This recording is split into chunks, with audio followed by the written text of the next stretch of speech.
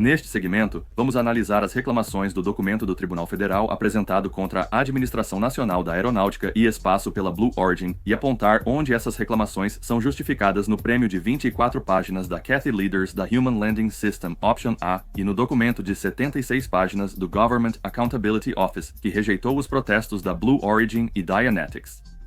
Assumindo que a Blue Origin tinha fundamento para cada alegação, podemos identificar trechos em outros documentos que deixam certas afirmações evidentes. Passar por documentos legais pode ser um pouco seco, mas aguente firme, pois há informações muito importantes aqui que as pessoas provavelmente nunca viram antes. Os primeiros 18 parágrafos introduzem o documento de 58 páginas e 175 parágrafos. Não vamos detalhar cada ponto, especialmente a introdução e os destaques, pois a Blue Origin tinha um caso válido aqui. Após o parágrafo introdutório, delineando as questões em questão. O segundo parágrafo merece ser lido na íntegra, pois descreve como a decisão da Administração Nacional da Aeronáutica e Espaço, especificamente de Cathy Leaders, autoridade de assinatura na aquisição da Human Landing System Option A, viola princípios fundamentais da lei de aquisição e é arbitrária, caprichosa e irracional. A Administração Nacional da Aeronáutica e Espaço, historicamente defensora da segurança, ignorou requisitos-chave de segurança de voo apenas para a SpaceX, a fim de selecionar uma proposta que a equipe de avaliação considerou de risco extremamente alto e imensamente complexa, mesmo antes da renúncia aos requisitos de segurança. A renúncia de 13 revisões de prontidão de voo permitiu à SpaceX propor uma solução técnica que incluía 16 ou mais lançamentos em uma cadência de lançamento que o oficial de contratação admitiu ser logicamente inconsistente com o requisito da solicitação de uma revisão de prontidão de voo antes de cada lançamento. Em outras palavras, a proposta inicial da SpaceX era inadmissível. A agência reconheceu que a SpaceX não atendeu a um requisito material da solicitação, redigido.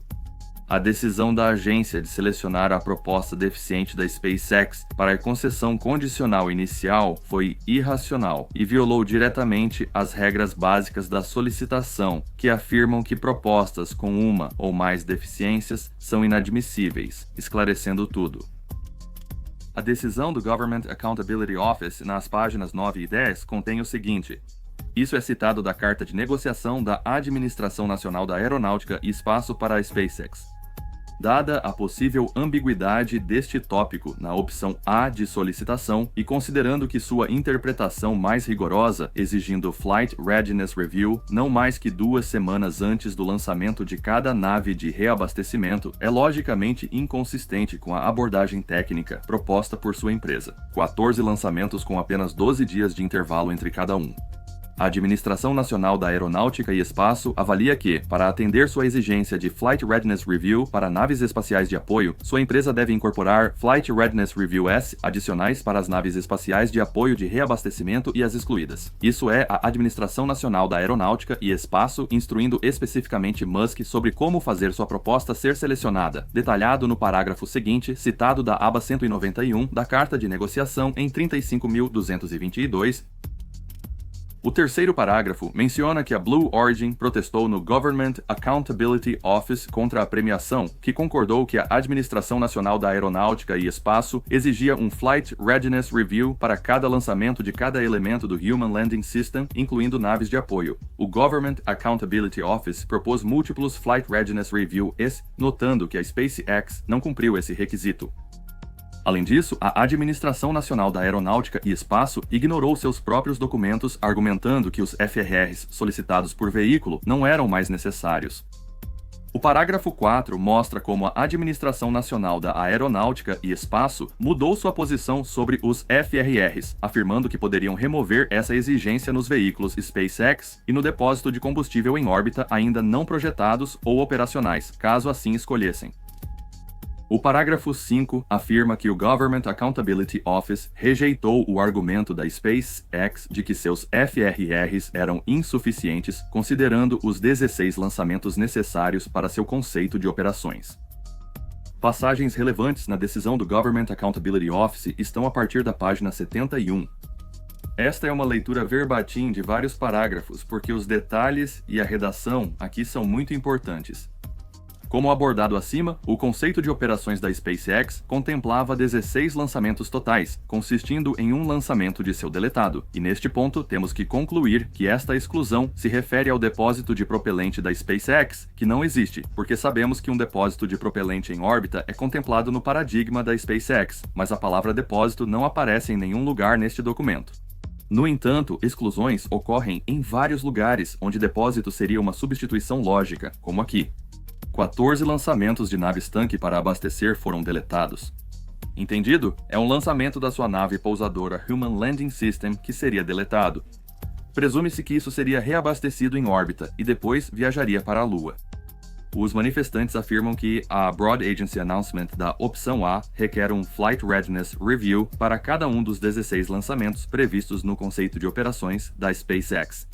Os manifestantes alegam que a Administração Nacional da Aeronáutica e Espaço dispensou essa exigência ao requerer que a SpaceX propusesse apenas 3 Flight Readiness Review S, ou um Flight Readiness Review para cada tipo de Starship. A Administração Nacional da Aeronáutica e Espaço alega que o pedido era ambíguo sobre a necessidade de um Flight Readiness Review para cada lançamento ou para o lançamento de cada tipo de elemento. A agência explica que avaliou razoavelmente uma fraqueza na abordagem de gestão proposta pela SpaceX, porque a premiada propôs apenas uma revisão de marco Flight Readiness Review abrangente 2 semanas antes do lançamento de sua nave estelar Human Landing System, que ocorreria depois que a SpaceX começasse a lançar suas naves estelares deletadas e tanque. Como discutido durante as negociações pós-seleção com a SpaceX, a Administração Nacional da Aeronáutica e Espaço exigiu que a empresa alterasse sua proposta para incorporar FRRs adicionais a serem concluídos no máximo 2 semanas antes do lançamento das naves estelares deletadas do premiado e da primeira de 14 naves estelares tanque. A Administração Nacional da Aeronáutica e Espaço afirma que a incorporação pela SpaceX de 2 Flight Readiness Review S adicionais trouxe a proposta em conformidade com a intenção da agência para os requisitos do Flight Readiness Review. Quando um manifestante e a agência discordam sobre o significado da linguagem da solicitação, resolveremos o assunto interpretando-a em sua totalidade e de forma a validar todas as suas disposições.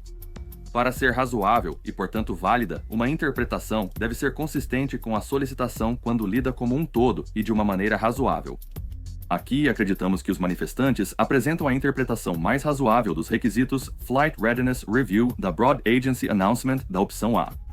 O Statement of Work da Broad Agency Announcement da opção A estabeleceu um requisito para FRRs, que são revisões para determinar a prontidão do sistema para um voo ou lançamento seguro e bem-sucedido, e para operações de voo subsequentes.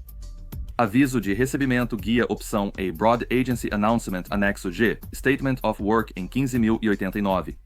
O Statement of Work estipulava que os FRRs deveriam ser finalizados 2 semanas antes do lançamento de cada elemento Human Landing System. Os critérios de aceitação de marcos e o modelo de cronograma de pagamento da opção A Broad Agency Announcement, incorporado como anexo O, afirmaram que um Flight Readiness Review é necessário antes de cada lançamento de um elemento Human Landing System.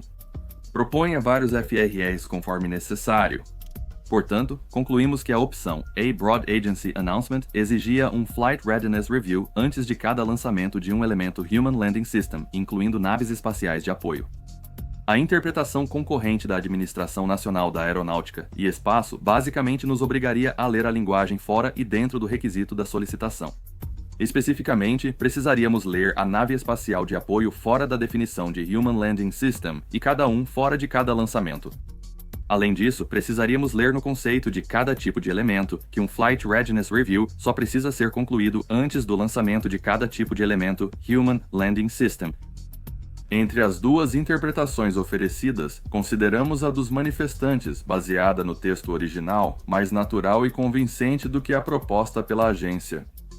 Em nossa visão, a interpretação da agência exigiria interpretar sua intenção com base em informações não encontradas no texto claro da solicitação. Assim, onde a Broad Agency Announcement da opção A exigia um Flight Readiness Review antes de cada lançamento de um elemento Human Landing System, os 3 Flight Readiness Review S propostos pela SpaceX, ou um para cada tipo de elemento Human Landing System, foram insuficientes, quando o conceito de operações da SpaceX exigirá 16 lançamentos totais. Em resumo, o Government Accountability Office concluiu que os líderes da Administração Nacional da Aeronáutica e Espaço interpretaram erroneamente a linguagem de seu próprio Statement of Work e concederam um prêmio a uma proposta da SpaceX que o Government Accountability Office concordou que era insuficiente e, portanto, deveria ter sido registrada como uma deficiência. Este é o argumento central do processo da Blue Origin. Mas essa não é a única maneira que a Administração Nacional da Aeronáutica e Espaço deu preferência à SpaceX. Vamos voltar ao processo deles. O sexto parágrafo descreve como o Government Accountability Office concluiu que a Blue Origin não foi prejudicada por apresentar uma proposta que aderiu aos FRRs conforme exigido, declarando o protesto inválido, o que foi uma falha de julgamento impressionante, especialmente considerando o resultado. O parágrafo 7 detalha, mesmo que de forma redigida, como erros adicionais na proposta da SpaceX foram dispensados, sem notificar os outros dois ofertantes. O parágrafo 8 informa ao tribunal os seguintes cronogramas. A revisão preliminar do design da missão deve ocorrer até julho de 2022, L18 meses, conforme solicitado. A revisão crítica do design da missão deve ocorrer até janeiro de 2023, L12 meses, e a revisão de aceitação dos sistemas até setembro de 2023, L4 meses. Como sabemos, a Starship não tinha nenhuma chance de atingir esses marcos, pois estamos no início de 2024 e os artigos de teste ainda estão explodindo em cada lançamento, às vezes 2 vezes. O parágrafo 9 afirma que a Blue Origin não foi informada pela Administração Nacional da Aeronáutica e Espaço nem pelo Government Accountability Office de que a Administração Nacional da Aeronáutica e Espaço havia relaxado os requisitos fundamentais da solicitação, como os FRRs. Então a Blue Origin não pôde abordar essa questão, pois estava sob sigilo e o Conselho não pôde discutir a questão com a Blue Origin, que só descobriu sobre isso depois que a decisão foi tornada pública em 10 de agosto de 2021. Isso só pode ser descrito como amarrar as mãos da Blue Origin atrás das costas durante esse processo crítico de revisão legal. Os parágrafos 10 a 12 são lidos da decisão do Government Accountability Office. Questiona-se se os manifestantes teriam apresentado uma proposta diferente com chance razoável de premiação se soubessem da dispensa do requisito. O Government Accountability Office presumiu que a resposta era não. Sem as informações para saber, a resposta teria sido sim. Evidentemente, se os termos da solicitação mudarem, seria justo que todas as partes pudessem abordar essas alterações. Isso é simplesmente uma negociação justa.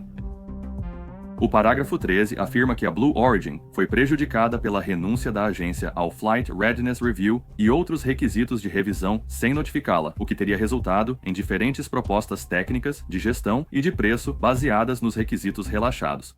Nem a Blue Origin nem a Dynetics tiveram a oportunidade de modificar suas propostas nos mesmos termos que a SpaceX fez. O parágrafo 14 afirma que a agência, líderes, violou a solicitação, regulamentos federais de aquisição e estatuto e um contrato implícito de fato quando falhou em tratar todos os ofertantes de maneira justa, racional e de acordo com a lei. Diante das informações disponíveis, é inegável que isso seja verdade. Os líderes afirmaram claramente que ela poderia criar as regras conforme avançava, e nem mesmo o Government Accountability Office concordou com como ela lidou com a mudança nos requisitos de revisão de prontidão de voo. A nota de rodapé 34 lida com a linguagem usada pelos líderes para defender a decisão dela e a recusa do Government Accountability Office a isso. A Administração Nacional da Aeronáutica e Espaço apresenta outros argumentos para explicar por que acredita que a SpaceX cumpriu a exigência de realizar FRRs a cada lançamento. Não achamos convincentes os argumentos contrários da agência. Por exemplo, a agência argumenta que a SpaceX propôs excluí-lo. No entanto, este argumento é inconsistente com a disposição do Option A Broad Agency Announcement Statement of Work de que o governo terá responsabilidade pela certificação de prontidão para voo e que tais revisões não foram excluídas, o que neste caso, vamos concluir, significa opcional.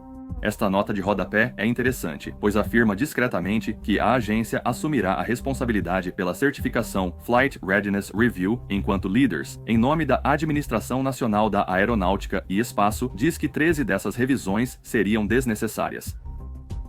Nos parágrafos 15 e 16, a Blue Origin alega que a Administração Nacional da Aeronáutica e Espaço está sendo dissimulada neste processo de aquisição. Broad Agency Announcement afirma que as propostas não deveriam ser comparadas, enquanto exige que adiram a uma declaração comum de trabalho de 79 páginas, requisitos comuns de 49 páginas e aquisição de dados de 155 páginas. Mas afirmar que nenhum ofertante pode contestar a avaliação da proposta de outro porque supostamente não foram comparadas. Essa duplicidade se repete na avaliação do custo certificado entre as propostas. O parágrafo 17 demonstra ainda mais preconceito no processo. Líderes da Administração Nacional da Aeronáutica e Espaço Citação, através de trocas, deram à SpaceX a oportunidade de revisar seu preço e proposta de gestão para tornar sua proposta premiável.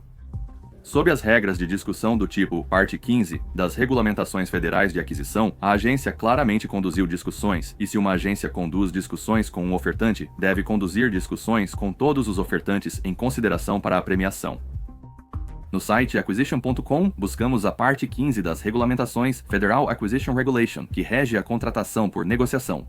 Em 15.306, trocas com ofertantes. Após o recebimento de propostas, a regra escrita para limites nas trocas afirma que o pessoal do governo não deve se envolver em condutas que favoreçam um ofertante sobre outro, um edital que foi claramente violado neste caso, quando a Administração Nacional da Aeronáutica e Espaço deu à SpaceX instruções particulares sobre como tornar sua oferta premiável. Ademais, na seção 15.307 Revisões de Propostas, seção B, as regulamentações afirmam que o oficial de contratação pode solicitar ou permitir revisões de propostas para esclarecer e documentar entendimentos das negociações.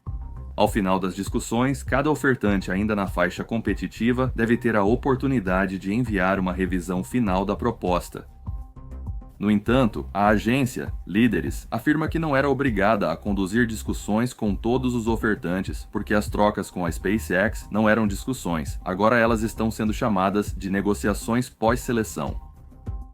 Da página 3 do documento de seleção dos líderes publicado em 16 de abril de 2021, em 2 de abril de 2021, fiz uma determinação de que seria do melhor interesse da agência fazer uma seleção inicial condicional da SpaceX para permitir que o oficial de contratação se envolvesse em negociações de preço pós-seleção com este ofertante. Essa decisão foi baseada na longa estratégia de aquisição Option A da Administração Nacional da Aeronáutica e Espaço de fazer duas concessões de contrato Option A. Apesar da agência desejar manter a competitividade nesta etapa do programa Human Landing System, o orçamento atual da Administração Nacional da Aeronáutica e Espaço não permitia nenhuma concessão da Option A, considerando os preços e faseamento de pagamento por marco propostos pelos ofertantes.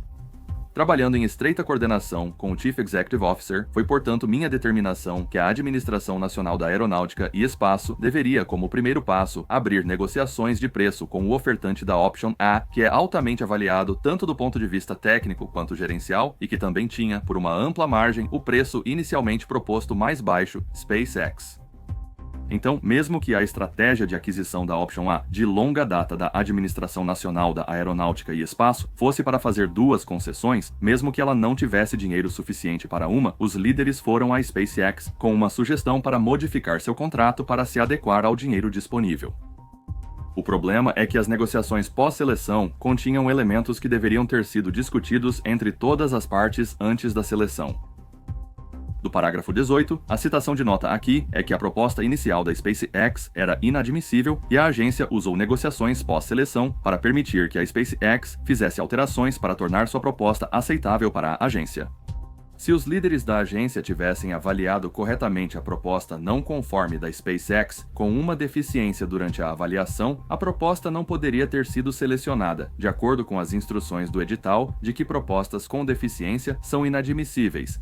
A agência realizou negociações pós-seleção para corrigir um erro de avaliação feito durante a avaliação inicial e tornar a proposta da SpaceX admissível.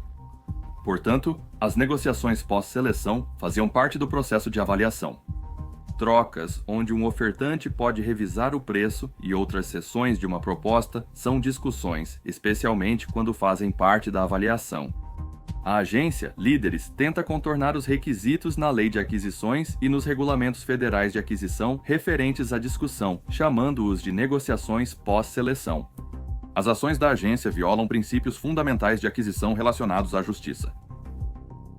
No parágrafo 19, a Blue Origin resume os fatos anteriores, afirmando que as propostas não deveriam ser comparadas, mas foram avaliadas uma contra a outra. Contudo, a Administração Nacional da Aeronáutica e Espaço alega que os ofertantes não podem protestar contra a concessão, pois o oficial de contratação afirmou que eles foram julgados independentemente, embora claramente não tenham sido, dado os rigorosos requisitos técnicos e de gestão estabelecidos nas diretrizes da solicitação. A Blue Origin não poupa críticas no parágrafo 20. A agência violou a solicitação, regulamentos federais de aquisição e estatuto e um contrato implícito de fato onde falhou em tratar todos os ofertantes de maneira justa, racional e de acordo com a lei. A Administração Nacional da Aeronáutica e Espaço afirmou que não aceitaria propostas com deficiências. A solicitação afirmava que os ofertantes estão notificados de que propostas avaliadas como deficientes não são passíveis de concessão, o que foi ignorado quando a Administração Nacional da Aeronáutica e Espaço selecionou a proposta não conforme da SpaceX. O parágrafo 21 é fundamental, afirmando que a Administração Nacional da Aeronáutica e Espaço admitiu que a proposta inicial da SpaceX não atendeu aos requisitos da solicitação, incluindo requisitos de segurança cruciais. Durante o protesto da Blue Origin no Government Accountability Office, foi eventualmente revelado que a Administração Nacional da Aeronáutica e Espaço ofereceu à SpaceX a oportunidade de revisar seções-chave de suas propostas iniciais de preço, técnica e gestão, e os líderes reconheceram que ela não ofereceu a mesma oportunidade a nenhum outro ofertante. Do documento do Prêmio Líderes, após eu revisar esta proposta revisada e consultar com o presidente e o chefe de operações do SCP, ficou evidente para mim que não seria do melhor interesse da agência selecionar um ou mais dos ofertantes restantes para o propósito de se envolver com eles em negociações de preço. Após uma revisão final dos relatórios SEP dos ofertantes e da proposta de preços revisada da SpaceX, fiz a seleção final da opção A e determinações de premiação conforme documentado aqui. Conforme afirmado pela Blue Origin, às 21 horas, isso torna a premiação da Administração Nacional da Aeronáutica e Espaço à SpaceX fundamentalmente arbitrária, injusta e irracional, favorecendo a proposta da SpaceX, que ainda continha deficiências mesmo no momento da premiação. Avançando no documento, delineamos como o paradigma e a abordagem técnica da SpaceX requerem no mínimo 16 lançamentos, o que significa que eles tiveram que conduzir 16 FRRs sob a redação inicial da solicitação. Em vez disso, a SpaceX propôs apenas uma revisão de prontidão de voo, 2 semanas antes de seu lançamento final. A Administração Nacional da Aeronáutica e Espaço reconheceu o erro em documentos internos, mas os líderes falharam em avaliar adequadamente as propostas da SpaceX considerando a extensão desse erro.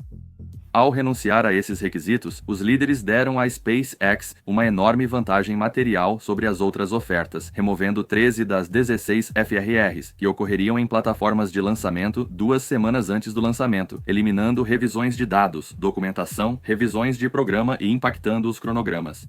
Isso também eleva o risco para o programa ao demonstrar tratamento preferencial. Lembre-se, os sistemas da Blue Origin e da Dynetics foram projetados para serem compatíveis com a tecnologia de lançamento atual. O Human Landing System da SpaceX exigiu o aperfeiçoamento do sistema de lançamento e a criação de um sistema de pouso. E claro, o sistema de lançamento deles segue enfrentando sérios contratempos a cada lançamento. O parágrafo 24 indica que a SpaceX não cumpriu outros requisitos, mas os detalhes não estão visíveis. O parágrafo 25 observa que, se a SpaceX tivesse sido mantida nos mesmos padrões e atribuída a deficiência apropriada, a Blue Origin teria sido a próxima na fila para um prêmio com a melhor proposta técnica seguinte e o segundo menor preço. Então a Blue Origin foi claramente prejudicada por essas vantagens que foram concedidas apenas à SpaceX.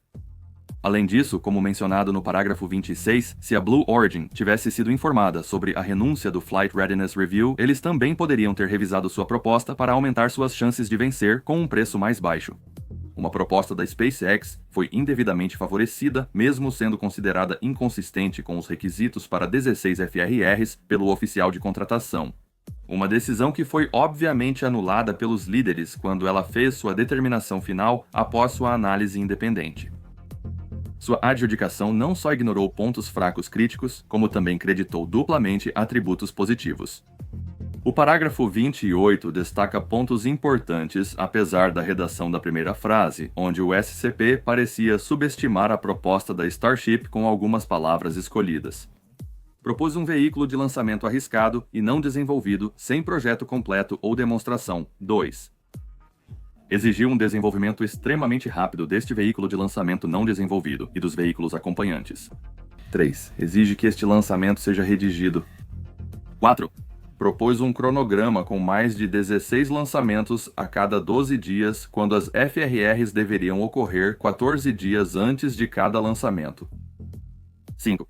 Requer redação nunca antes testada, mas neste caso estamos concluindo que o ponto se refere à recuperação do propulsor com palitinhos, porque 6 requer uma redação não desenvolvida e não testada, que estamos concluindo que se refere à transferência de propelente entre a Starship e os 14 tanques de combustível lançados e possivelmente o depósito de combustível em órbita que não existe. O SEP tinha preocupações fortes, mas os líderes concederam o prêmio à SpaceX de qualquer forma, indicando que eles ignoraram essas preocupações na análise independente e determinação final. Mas voltando ao ponto 4, se houver 12 dias entre 16 lançamentos, esse tempo total do sistema para preparação em órbita durará aproximadamente 180 dias, 6 meses desde o primeiro lançamento até a recarga final, sem considerar atrasos de qualquer tipo. E mesmo assim, há apenas 12 dias entre os lançamentos, o que tornaria impossível realizar um Flight Readiness Review para cada veículo com 2 semanas de antecedência sem ter várias instalações, o que a SpaceX não tem nem hoje. Nem eles têm licença para lançar esse número de embarcações de Boca Chica, onde estão restritos a 5 lançamentos orbitais por ano. Esse paradigma requer um cronograma de lançamento constante onde qualquer elemento seria causa para um risco apreciável, mas em combinação com pouca margem para erro é nada menos que irracional. O parágrafo 29 menciona a alteração no financiamento do Artemis devido à mudança na administração, onde os líderes declararam no documento de premiação que a agência agora não tem recursos suficientes para fazer uma única premiação, Human Landing System. No entanto, a agência alterou e dispensou os requisitos do Flight Readiness Review para a SpaceX sem notificar todos os ofertantes ou alterar a solicitação para informá-los sobre as limitações de financiamento. Já mostramos onde essas declarações aparecem em seu documento de seleção. Os parágrafos 32 a 35 mostram que a Blue Origin protocolou oportunamente junto ao Government Accountability Office em 26 de abril de 2021 e o Government Accountability Office emitiu sua decisão em 30 de julho de 2021, divulgando-a publicamente em 10 de agosto de 2021. Apenas nesse momento, a Blue Origin descobriu que a proposta da SpaceX não estava em conformidade com os FRRs. Essa informação estava previamente selada como material protegido. É um mistério como os tribunais esperavam que a Blue Origin apresentasse um caso com evidências-chave sob bloqueio e selo. Mais uma vez, não jogavam em campo nivelado. Assim, a ação atual é resumida no parágrafo 39, buscando encerrar a concessão ilegal à SpaceX, conduzir discussões ou esclarecimentos com a Blue Origin, solicitar revisões finais de propostas, reavaliar propostas conforme a solicitação, fazer uma determinação válida de concessão baseada na reavaliação e conceder outro alívio que o tribunal considere apropriado. O parágrafo 43 parece deslocado, estando sob jurisdição local. Provavelmente funcionaria melhor no título anterior. Neste ponto, a Blue Origin alega ao tribunal que sua proposta foi erroneamente considerada inelegível para o contrato devido à suposta presença de 2 pagamentos antecipados, o que a empresa afirma ser incorreto e irrazoável. A negação deste contrato, baseada apenas nisso, foi uma escolha dos líderes, conforme visto em suas palavras na página 18 do documento de seleção. Revisei o cálculo do SEP, do preço total avaliado da Blue Origin, e concluo que é preciso. Com base na utilização pelo SEP de múltiplas técnicas de análise de preço estabelecidas no Federal Acquisition Regulation 15.404, 1B e G, tenho uma confiança igualmente alta em sua conclusão de que o preço da Blue Origin é justo, razoável e equilibrado. Por fim, o SEP comparou os valores propostos de pagamento por marco da Blue Origin com suas despesas mensais e concluiu que o investimento não era irrazoavelmente baixo ou negativo durante a execução, e que a Blue Origin está assumindo uma partilha justa de risco ao longo do contrato. E isso tudo parece bom, certo? Mas então ela continua a dizer, no entanto, o SEP identificou 2 instâncias de pagamentos antecipados, propostos na proposta da Blue Origin, de acordo com a seção 525 do Broad Agency Announcement. Propostas com pagamentos antecipados são inelegíveis para concessão de contrato.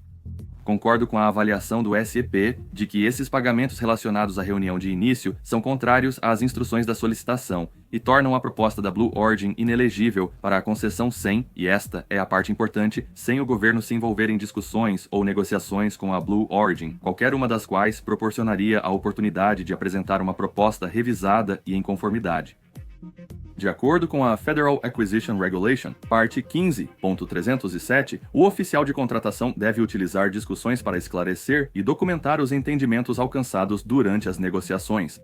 Está escrito diretamente no procedimento operacional padrão. Embora o SEP e o SSA considerassem o preço da Blue Origin justo e preciso e que a empresa assumia um risco apropriado, a líder usou sua má interpretação do documento de proposta para declarar a proposta da Blue Origin inelegível para premiação. Ela disse que a questão poderia ter sido resolvida com a Blue Origin por meio de diálogo, mas não houve iniciativa para tal. Como vemos no documento de registro da Blue Origin, parágrafo 111 nem mesmo teria exigido negociações. A redação poderia ter sido esclarecida com uma única ligação telefônica, mas Kathy Leaders, responsável por um prêmio de vários bilhões de dólares, não se deu ao trabalho de ligar para a Blue Origin. Ela aparentemente não teve problemas em ligar para Musk e dizer para reformular sua proposta com um valor específico em dólar para conseguir o empréstimo. No parágrafo 79, vemos pela primeira vez os números respectivos para as propostas, evitando muitos pontos duplicados provados de várias maneiras diferentes. A proposta da Blue Origin tinha um preço de 5,99 bilhões de dólares em todas as etapas futuras de desenvolvimento.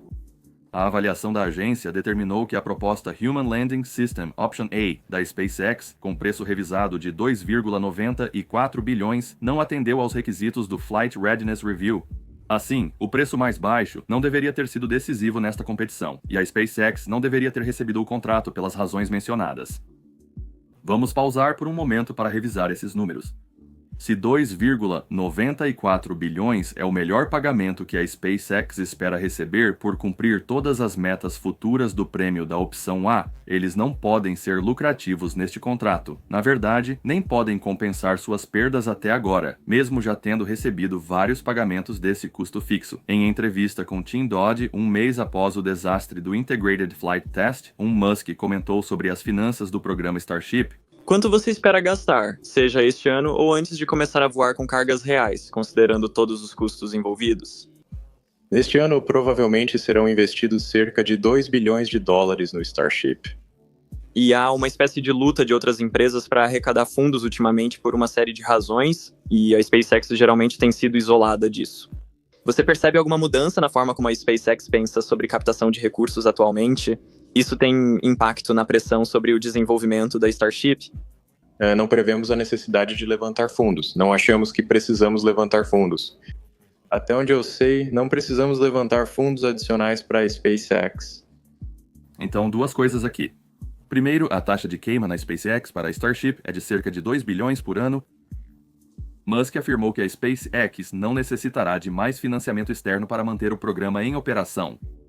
O contrato de 2,94 bilhões que Musk assinou com a Administração Nacional da Aeronáutica e Espaço, portanto, fornece menos de 18 meses de capital em seus níveis de gastos atuais.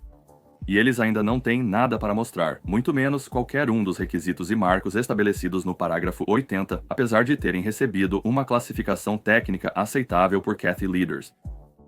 O mais perturbador sobre o prêmio dado a Musk é que, de acordo com os parágrafos 101 a 104, Kathy Leaders contatou a SpaceX em 2 de abril de 2021, convidando apenas a SpaceX para participar de negociações pós-seleção, embora a carta de seleção tenha sido divulgada em 16 de abril de 2021. A SpaceX teve a chance de revisar seu preço, cronograma de pagamento, plano de revisão, declaração de trabalho e perfil de despesas, pois a Leaders informou exatamente quais fundos estavam disponíveis para este prêmio. Portanto, o prêmio não foi de 2,94 bilhões de dólares. Foi de 2.941.394.557 dólares, que é um número bastante preciso. E ainda assim, isso não vai chegar nem perto de permitir que a SpaceX se equilibre neste contrato, mesmo que consigam cumprir os requisitos dele. Isso nos leva à declaração de Musk em abril de que não precisariam de mais financiamento para a Starship. Essa declaração foi feita após uma captação de 750 milhões de dólares em janeiro de 2023, baseada em uma avaliação de 137 bilhões, conforme relatado pela CNBC. Contudo, após Musk afirmar sobre a estabilidade financeira, houve outra captação de 750 milhões de dólares, anunciada em 24 de junho de 2023 pela Yahoo News, com uma avaliação de 150 bilhões de dólares. Em 6 de outubro de 2023, o maior banco da Itália, Intesa Sanpaolo, anunciou a 31ª rodada de financiamento com tamanho de investimento e avaliação não divulgados. Em dezembro de 2023, a CNBC relatou outra rodada de financiamento em andamento que elevou a avaliação para 180 bilhões de dólares, 43 bilhões a mais do que no início do ano, após 2 grandes desastres de lançamento com 7 meses de diferença. Isso mostra como as avaliações de empresas privadas se baseiam em métricas pouco confiáveis ou discerníveis. É simplesmente o que o último tolo pagou por uma ação vezes o número de ações. Ao navegar por páginas web em busca de informações, encontramos esta página e a marcamos de imediato. Pulsaspending.gov tem todos os detalhes dos pagamentos feitos até agora neste contrato e mostra que a SpaceX, sem ter um foguete funcional, sem ter demonstrado reabastecimento em órbita, apesar de não ter uma maquete em escala real do veículo que pretendem pousar na Lua para completar seu contrato, já recebeu a maior parte do dinheiro que esperavam coletar após a conclusão de uma demonstração bem-sucedida, provando sua capacidade de realizar a missão Artemis 3. De 13 de março de 2020 a 18 de dezembro de 2023, a SpaceX recebeu os seguintes pagamentos em relação ao prêmio total fixo de 2 bilhões e 94 milhões. Após a concessão inicial de 94 milhões de dólares, os valores de 8 e 9 dígitos foram concedidos em 30 de julho de 2021. Isso foi para 300 milhões de dólares, mais 98 milhões em 12 de novembro de 2021, 84 milhões em 11 de maio de 2022, 344 milhões em 30/0, 6/2022, 315 milhões em 02/0, 9/2022, 147 milhões em 15/11/2022, 427 milhões em 22/0, 2/2023 e 337 milhões em 14/0, 9/2023. Agora, quando Cathy Leaders se aposentou da Administração Nacional da Aeronáutica e Espaço, bem por aqui, depois que a SpaceX já havia coletado 1,83 bilhões de seu contrato de 2,94 bilhões. Então Musk queimou esses 2 bilhões de dólares, arrecadou mais 2 bilhões em outra rodada a uma avaliação tola e mais 2 bilhões em rodadas de financiamento em 2022. São 6 bilhões de dólares bem aí, com zero chance de obter lucro no Artemis 3, mesmo que Musk consiga levar a Starship à Lua com segurança. Considerando tudo, a estimativa de Bezos de 5 bilhões e 990 milhões foi muito mais razoável para o custo do programa, exemplificando por que os contratos licitados nem sempre devem ser concedidos ao menor lance. O parágrafo 115 é intitulado "A agência concedeu um único prêmio à SpaceX, apesar de comunicar a intenção aos ofertantes de conceder vários prêmios." Esse era o acordo entre todas as partes. O campo seria reduzido de 3 para 2, não de 3 para 1, especialmente quando o único selecionado recebeu tratamento preferencial à custa dos outros 2. Conforme afirma o parágrafo 118, os líderes da Administração Nacional da Aeronáutica e Espaço selecionaram com base no preço. Minha decisão de seleção para a proposta da SpaceX é baseada nos resultados de sua avaliação, considerando à luz dos fundos atualmente disponíveis e futuros previstos para o esforço da opção A. O que nos leva às 5 acusações que a Blue Origin moveu contra a Administração Nacional da Aeronáutica e Espaço neste processo federal. Os detalhes de cada acusação estão abaixo, a maioria dos quais já abordamos. Acusação 1. Renúncia ilegal de requisito de solicitação material.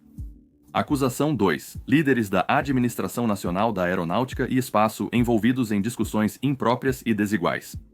Acusação 3. Não alterar solicitações quando os requisitos mudaram. Acusação 4. Falha em avaliar a proposta da SpaceX conforme solicitado. E acusação 5. Violação do contrato implícito de boa-fé e negociação justa. Então, qual foi o ponto de lançar o processo? Para isso, você precisa olhar para o pedido de alívio no final do documento. A Blue Origin queria que o tribunal declare que a concessão do contrato Human Landing System Option A para a SpaceX por Cat Leader foi arbitrária, caprichosa e abuso de discrição, ou de outra forma, não de acordo com a lei. B. A Blue Origin queria que o tribunal proibisse a Administração Nacional da Aeronáutica e Espaço e a SpaceX de executarem o contrato, orientasse a Administração Nacional da Aeronáutica e Espaço a abrir discussões com os ofertantes para revisar propostas, reavaliar e premiar novamente, além de ter os custos advocatícios cobertos por um pedido razoável que o Government Accountability Office deveria ter apoiado inicialmente. É relevante notar que, apesar dos argumentos consistentes na reclamação de Jeff Bezos e da Blue Origin e de evidenciar a incoerência dos líderes perante as normas Federal Acquisition Regulation, parte 15 do governo, o caso não foi julgado e eles não saíram derrotados. O juiz federal concedeu a moção do governo para demitir e devolveu a autoridade de tomada de decisão ao Government Accountability Office, que manteve a seleção de Kathy Leader, mesmo que o Government Accountability Office parecesse estar bem ciente de que a proposta da SpaceX tinha graves deficiências. Então, a Leaders ignorou recomendações do Government Accountability Office, como a exigência de FRRs adicionais. Esta ação acabará se voltando contra o Government Accountability Office de uma grande maneira, como veremos em breve. Após a demissão, Musk aproveitou para se vangloriar às custas de Bezos, acusando-o falsamente de se aposentar da Amazon apenas para perseguir um emprego em tempo integral processando a SpaceX na Blue Origin. Este processo não foi contra a SpaceX ou Musk. O caso da Blue Origin era contra a Administração Nacional da Aeronáutica e Espaço, e não era um processo frívolo como muitos afirmaram, tinha uma base sólida. Faltavam os ouvidos certos para ouvir o que era dito. Acompanhando o desenvolvimento, ou melhor, a falta de desenvolvimento da Starship por anos e passando pelas fraquezas do veículo, além da incapacidade física da Starship de cumprir as promessas que Musk fez, tínhamos um conselho simples para Jeff Bezos e a equipe da Blue Origin, compartilhado em um tweet em 18 de agosto de 2021. Bezos está jogando errado. Ele só precisa continuar desenvolvendo seu sistema e tê-lo pronto quando a Starship falhar. A Administração Nacional da Aeronáutica e Espaço eventualmente baterá à sua porta. Era completamente óbvio para nós que Musk não iria cumprir seus prazos para a Starship. Então, enquanto Bezos e Blue Origin protestavam a seleção com óculos de campo próximo, estávamos olhando para o futuro, quando a Starship se mostrasse tão incompetente quanto esperávamos. Na época, Bezos estava disposto a absorver até 2 bilhões do custo de desenvolvimento para manter o programa Human Landing System. Foi positivo a Administração Nacional da Aeronáutica e Espaço ter rejeitado essa proposta. Isso o salvou 2 bilhões de dólares. Agora que concluímos a parte jurídica, vamos ver na parte 3 como a Blue Origin reagiu após o fim do caso.